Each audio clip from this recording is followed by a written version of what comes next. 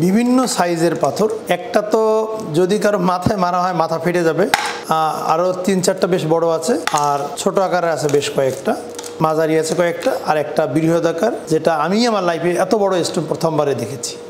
যেটা বলবো যে একাধিক যে সমস্যা হয়, যেটা বলছিলাম আপনারা স্টোনগুলো দেখতে পারলেন যে কি পরিমাণ স্টোন আছে।